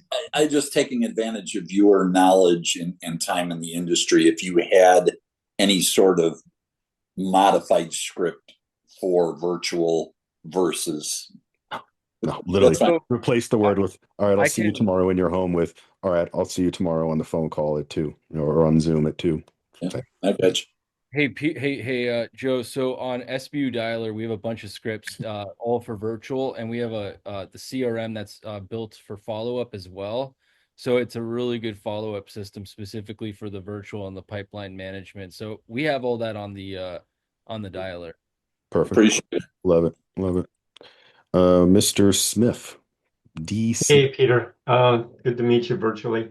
Hey, my question is about voicemail. I'm guessing on the cheaper leads, you're not leaving voicemail, but if they're good leads, one, do you leave a voicemail? And two, what's your magic voicemail message? I don't leave one. No? I've never found them to be effective. I don't Sure. leave one. Nope. Yep. I don't leave one. Never found it to be effective. And we're in the call center business, and we could be leaving voicemails fully automated, and we don't do it. It's not effective. You can try it. It doesn't What hurt. about The time you're going to be spending leaving voicemails is time really just wasted. You could have been on the next call. Peter? What about a text? Oh boy, that's a whole nother conversation, man. I have found, I mean, I could talk about this all day long. I have found that you can't text first. You always call first. Texting first is a recipe for immediate loss because when you text somebody, it's way too easy just to reply back, stop. The moment they reply, stop, it's game over. You lost. Game over. You can't call them again. You can't do anything ever again. So, stop is such an easy way out, and it's just game over. So, you want to call them first. So, if you're gonna do a text campaign, the ideal way to do it is to exhaust is to exhaust the opportunity over the phone first. If just no answer over the phone, you've called them X number of times over X number of days, and you've determined that that's enough time. I don't know the magic answer to that question, but over the course of 5 days, and you've called multiple times, no answer, then I suppose following up with a text might as well because you've already, right? You didn't get a response, so it can't hurt at this point. So there's no harm in doing that. I definitely would. I would if you can. It's easy enough to do. If you have a system, you've got a CRM where it's easy enough to do that, by all means, go for it. But don't start with a text first because it's just going to result in a stop. Cool. Teenan. So since I'm still being a student and I'm not be in doing the virtual solar sales for a while until my term ends, I wanted to ask if you have any book recommendations that would help to supplement just making sure that I get my sales understanding as much as possible. I have some books that I've been reading. Psychology of Sales by Brian Tracy. That was a good one. Secrets of Closing the Sale by Zig Ziglar is also another good one. Never Split the Difference, where as a salesperson, you want to be direct, but you want to present yourself as a way as being a consultant and not just someone that you're just trying to get their money, because people can see inauthenticity really quickly, and that's what I want to be able to push myself as when I'm doing so. I think you've already read too much. I'm going to have a really weird opinion on this subject. I think you've already read too much. I think there's going to come a point where honestly, you're going to get so caught up in the misguided notion that you have to become a professor of sales in order to be good at it. You're going to just suffer from analysis paralysis. I honestly, like, I've read so many I actually haven't, but I've read enough books, probably 15. I've probably read 15 books and I've taken like 2 courses, so nothing crazy. But I'll be honest with you, man, like there comes a point where you start to realize that these sales guys are all trying to sell you something, whether it's a book or a course. They're all trying to sell you something. And so they're filling these courses and books with just fancy one-liners, most of which do not work, most of which sound horrendously cringe. So they're just selling you something because they want you to believe that you cannot succeed until you learn my fancy response for how to get around. I need to think about it. If you don't buy my $997 course on how to think about it, you're going to suffer as a sales guy, and Andy Elliott will yell at you and call you a fat loser. You don't need to do that, dude. I'm telling you. Read a few books. Fine. Read a few books. Take a course. NEPQ, I think, is a really nice one. It's not I don't think anything is the best. I don't think there's a best one. I think it's like close to the best one out there. If I had to pick one, I'd probably do Jeremy Miner's NEPQ. But quite honestly, you can just watch his free videos on YouTube and you'll get like 99%. There's nothing that's missing from his paid course that isn't in his free YouTube content. So honestly, just go watch his free YouTube content, soak that shit up for like a few hours. You'll be fine. I swear to God, man, most sales courses are just sales guys trying to convince you that if you don't buy their course, you'll never know how to overcome. I need to think about it. And then you're going to be a loser. And that is the furthest thing from the truth. Because the reality of it is, you can't close every deal. You can't overcome every I need to think about it. And the best thing that you can do is just offer good value. Because the reality of the fact is that no sale, if you want a sale to be made, the value has to exceed the price, right? The consumer has to look at the widget that you're selling and go, wow, this pen is $1, but I can see that it's a great pen. It's worth, I mean, I could feel like it's worth at least $10. That's a hell of a deal, buck. The value has exceeded the price, so the sale has been made. If it's the other way around, if it's $10, but I feel like it's only $1 pen, no, then the price exceeds the value. No sale is made. So you need to make people understand that the value of solar exceeds the price of it. That's a no-brainer, guys. Like, you're going to save money. What did I say no to, right? Value must exceed the price, and then you yourself must be trustworthy. The reality of the fact is people don't buy from who knows the most. They don't care. People buy from who they like the most. People ultimately buy from the guy they like. So just be a likable dude. So if anything, go take a class on comedy. Go learn how to be funny. Don't take a class on selling. Take a class on how to be a funny guy. I promise you, you'll sell more than learning how to overcome some mythical objection that only Grant Cardone knows how to do, because it's bullshit. Sorry. This is no worries. This is the type of information you need, because if someone who's like you, who's already doing well, says like, look, this, I'm gonna be very bluntly honest. It's not, this is what you need to do. That's the information I need, because then it just tells me that you can avoid that and you can jump on that if you feel like it. Thanks for all this information. Scott, what is that? Take yourself off mute, Scott. You're on mute. Dan Kennedy's Make Them Laugh, Take Their Money. I didn't know this book existed. Thank you so much. I will read that book. I will read that book. Okay. Thank you for sharing that. Yeah, dude, don't stop convincing yourself that you need to become a PhD in sales in order to be successful. There's a million people who have built incredibly successful careers in sales and never read a goddamn book. Okay? You don't need to. Don't let them convince you that until you do, you're going to fail, because it's BS. Cool, guys. I think we're going to wrap this up. Hope we walked away feeling a little more confident. And like I said, I think the overarching thing here is like, you don't need anything fancy. Like, it's all cool, it's fine, dandy, but like, you really don't need anything fancy to get started. You can just literally pick up your phone and just start being yourself. Notice my script. Like, you don't need even the script. The script is just there if you don't know anything and you got nothing else to go on. Fine, use the script. But like, I promise you, the script isn't magical. There's nothing in the script that's like going to guarantee you booked appointments and book sales. It's not. It's just a good place to start. You know, it's just a good place if you got nothing else, use the script. And my suggestion is like, don't use the script forever. Use the script for like a month or two or whatever until you've kind of ingested and memorized it, and then lose the script. Like actually, you can bullet point it out. Like take a pen and a pad, like a actually print out like just bullet points as to the steps, and then just do it based on your memory. Because that way, it's you yourself as opposed to you reading. You'll be way more natural if you just bullet point it out. It'll take a week or so to really get it dialed in, but that's the best thing you can do is give yourself a little while to like kind of memorize it enough, and then bullet point, type it out, bullet points, and then just go based on the bullet points, and it'll force you to remember what those bullet points are in reference to. So awesome, you guys. Great guys, thank you so much for being here. It means a lot to me, to Garrett. Like, it's a big deal that you guys are here learning and all taking this really seriously. We're here for you guys. We're going to keep doing these trainings more periodically as well. So just keep your eyeballs peeled. We'll keep this stuff going for you guys. Thank you. Enjoy the rest of your soon to be weekend. Love you. Peace. Enjoy, guys. Thank you. Thanks, guys.